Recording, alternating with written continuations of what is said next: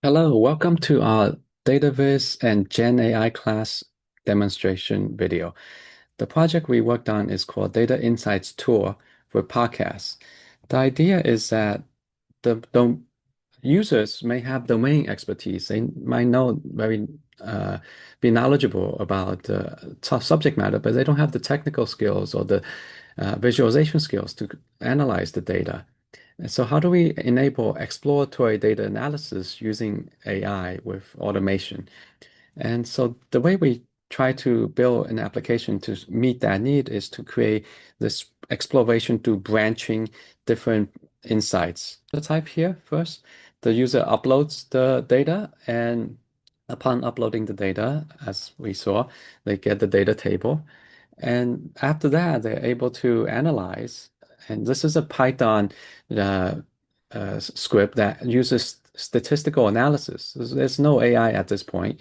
After the statistical analysis, and it ranks them and produces the chart, then the AI evaluates which of the insights and charts are most meaningful and interesting to explore. So in the beginning, it's all very deterministic using the Python code. As you see here, some insights, and they can explore to gain more detailed information and get new insights uh, according to this high-level insight. So these are two different pathways. So let's move on to the next uh, prototype. Data insights and stories with podcast application that's created completely using artificial intelligence, using Gemini's um, Google AI Studio. We will load a file, the HR data set, and then we just click on Start the Data Journey. It's analyzing it, and as it's processing the data, it will generate a summary of the what the data set is about, just based on the metadata, meaning the names of the variables.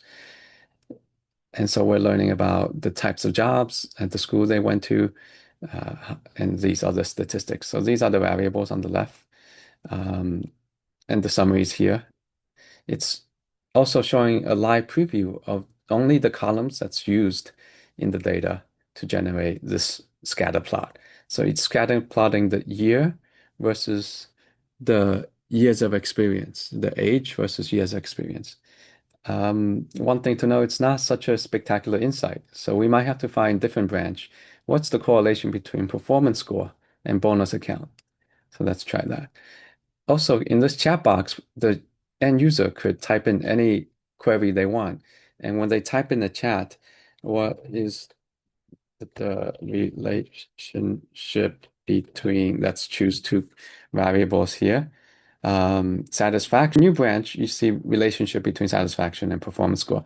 You can also drill down as the user to further analyze, segmented by the department or segmented by the year's experience. So that's the capability of creating a new branch outside of these three initial pre-process automatically generated branches. Um, so here we are, satisfaction is categorical and the performance score is here. This is the list of World Heritage Sites according to UNESCO. So some of the most popular places designated by the UN as historical or cultural or nature sites around the world. So at first, it generates this distribution, meaning a geographic map, and all the dots are each individual sites. And we see a big density around European sites. One area where this insight tree fails is that look at number two, the average inscription date by region. This is not a typical insight because why would you take a average of the inscription year, meaning the designation date when these sites were designated? So that's not useful statistical information for any domain expert. And we're getting these counts. So it's not realizing that the inscription date is a date. It's just seeing it as a continuous variable. So that's a problem. So now that we have seen the demonstrations, we want to summarize what the capabilities and functions of these two apps are for. It automatically generates and surfaces meaningful statistical insights and patterns. It adapts to the user's goals and intent. And there's the branching mechanism to explore. Um, there's also natural language chat interface so the user can find new pathways. It integrates code generation, producing Python code. And finally, it allows for a podcast so that anyone who has vision difficulties or just want a natural language summary can play that podcast for each of the charts and analysis. Realize that AI always has potential to introduce hallucinations and make mistakes. So we have to be very, very watchful about the reliability and accuracy of any components that's taken over by the AI. So thank you very much for listening to our and watching this demonstration.